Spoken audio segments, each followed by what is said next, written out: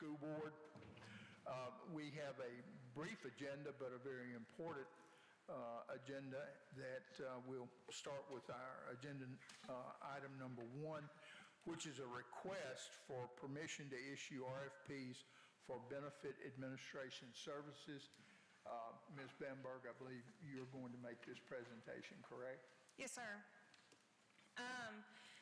Good evening. I'm very excited to bring this to y'all tonight. This is something that we've talked about off and on, but I wanted to take a few minutes and kind of explain the need of what we're looking for.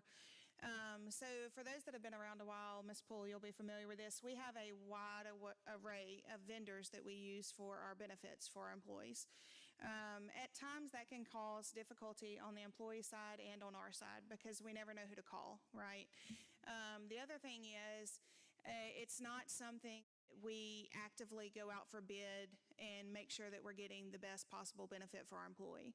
And so there are different agencies and companies and organizations that will offer as a benefit administrator to basically handle those voluntary benefits for us for the school board. There's a whole host of benefits that it would give us. One of the main ones that I'm most excited about is we can offer richer benefits to our employees. We can make sure that we are bidding it out, that we are getting the best possible benefit for them, the richest benefit for them. The other is it centralizes and the contacts, not just for the employees, but for us as well. It can streamline the billing process. Right now, we're reconciling up to 40 bills a month between different vendors. It can unify that and make a consolidated bill for everything. There are certain ones that offer integration into our current software, where it's fully integrated and it's file feeds and it's not a lot of emails back and forth. And so it's just a very beneficial process for us if you could have that unified administrator handling those voluntary benefits for the employees. And so tonight we're asking just to begin the process. We, of course, once we issue the RFPs, we would have a committee evaluate those, and then we would be able to bring you a recommendation at that point. But tonight we're just asking for the opportunity to start the process. Ladies and gentlemen, you've heard the presentation and recommendation of our Chief Financial Officer. Are there any questions or comments? I have a question. Oh, one question. Ms. Smith. So all of those programs will still be offered. It'll just be kind of controlled and administered by a third party. Correct. We want to have it be the most seamless for the employees, so it's not something that we're going to come in and immediately change every vendor. At the beginning, we would turn everything over to the benefit administrator, and they would start evaluating those benefits and move from there. But whatever we do, it would be with the intent to keep it as seamless for the employees as possible. If we retain the services of a benefited administrator, would they then become the point of contact for anyone wishing to provide some service or benefit, such as investment, life insurance? Yes, sir. Whatever, and that would take you or one of your people away from having to spend time on that task to, in effect, just work through the various requests. They would do so and then make a recommendation to you. Yes, sir. I spoke with one yesterday that showed me their tally sheet, and this is the way they're all going to basically handle it. But they bring forward a tally sheet almost like the one for Mr. Alleman, that he's bid out all of the benefits, these are all of our options, and this is what we're looking at, and kind of what would we want to do from there. So it takes the process out of it, the day-to-day contact, the working out the contracts with the different vendors. It takes us out of that, and they're able to bring, this is the end result, and this is what you're looking at. And so it's just a lot more streamlined, and they know what they're doing at that point. We talked to them the other day, or one of them I'd talked to about we can't even offer any advice to our employees because we're not investment advisors. We're not, up to date with all of those standards. And, with these benefit administrators, if we give them as a contact to the employees, they can offer that advice. They have the knowledge, they have the background, they understand the plans. It just gives us a lot better opportunity to provide that service to our employees as well.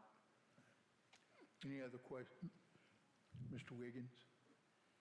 Will this benefit administrator have the authority to change things without the board being involved? Oh, no, sir, it would all come to the board. We would still bring it to the board for your approval. So none of that changes. It's just they're handling the day in and day out piece of it. And my concern is something for our people, they may not consider it important, we may. As long as it comes to us, it's okay. Yes, sir, it would come to y'all for approval. Thank you. Yes, sir. Mr. Rowland? Thank you, Mr. Chairman. Committee members, board members, most of our larger districts now across the state have a benefit administrator that can organize and streamline the process, provide direct information to the employees, to our office, where we can get information back to the employee in a more efficient and effective manner, and actually could end up saving us some money along the way. Now, the one thing that I think is different is we'd have to remove the TRSL piece out of that. We would still have our employees contact TRSL like we do now. There's an open hotline for them to contact them directly. So that'd be the kind of one piece that we would separate from the rest of the benefits we offer. If there are no, I'm sorry, Just a Ms. couple Poole? of questions. Is this all payroll deduction? The Yes, vendors, all payroll deduction? And also, this would, they could still do a benefit fair for the employees to go there, or would that third-party administrator take over that?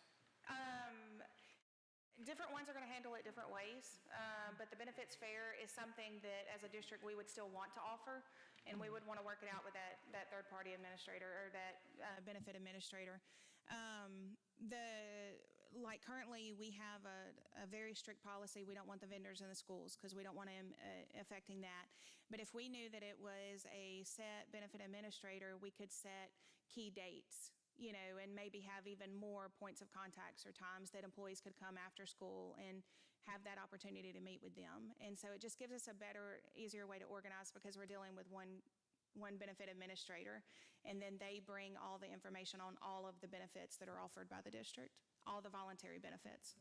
Make the decision for the recommendation to come to the board for them to be a vendor. Is that what you're saying? We would vote on each vendor or the list of vendors that the third-party administrator would give us?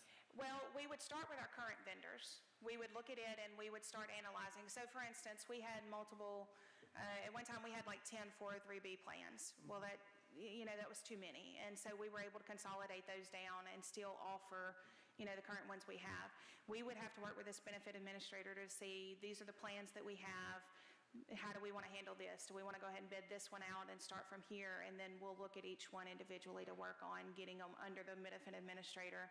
And then at different times, we'll bid it out and we would bring it to the board for y'all's approval on the recommendation of which vendor we want to use for that particular benefit. Thank you. Yes, If there are ma'am. no other questions, I believe, Mr. Faulting, you wanted to make the motion. Is that correct, to approve this request? Do I hear a second? Second. Second from Ms. Smith. Please signify by raising your hand. All for. Those against? It's unanimous. Thank you, ma'am. Moving on, well, I guess you're going to continue. Yes, sir. Our second item on the agenda is a request for approval of one-time supplement guidelines, and these are the guidelines which we have been provided, I think, twice over the last week to 10 days. So we've all had an opportunity to review them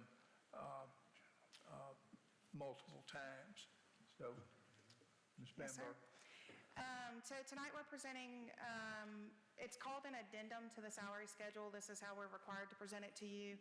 But basically it's presenting for your approval the payment of the one-time supplement. This is the state-provided one-time supplement. So the money has come from the state. We did receive that money this week, and so we are ready to recommend to go ahead and pay that out to our employees. So the supplement would be $2,000 for professional staff and $1,000 for support, and then crossing guards at $250. This is going to be for all full-time employees that are active on payroll as of October 1st. And the other guidelines are standard and in line with what we put on our other supplements. The one-time supplement is going to be paid via direct deposit, and our estimated date is October 4th. This is going to be the Friday before fall break. And so that's when we would like to recommend tonight for these guidelines and for that payment of that supplement to our employees. Mr. Newman. Thank you, Mr. Chairman. I do have one question. Item number 4, employees on sabbatical. I do not see anywhere in the bullet points extended medical leave. Is that because we have nobody on extended medical leave, or would they fall under item number 4, employees on sabbatical? No, sir. It's because we have not been prorating for extended medical, and it's because they get their full TRSL and service credit for that. And so that's why we have not prorated for that in the past.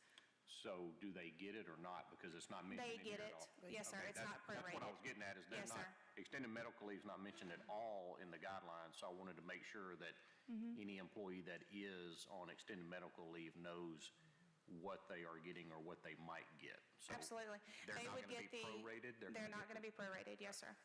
Okay. Thank you. That was all, Mr. Chairman. Thank you. Any other questions? I'll make a motion. Have a motion Second. to approve, second by Ms. Pooh. All in favor, please. It's unanimous. Thank you, ma'am. Yes, sir. Thank y'all so much. I believe that concludes our agenda. In the off chance that someone is in the crowd tonight waiting to hear us discuss tax millages, due to a technical error, we had to republish, re-advertise. So mark your calendars for October the 31st, which is a Thursday at 4 p.m.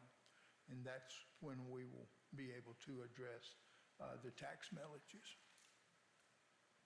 If there's nothing else, we'll declare our meeting adjourned.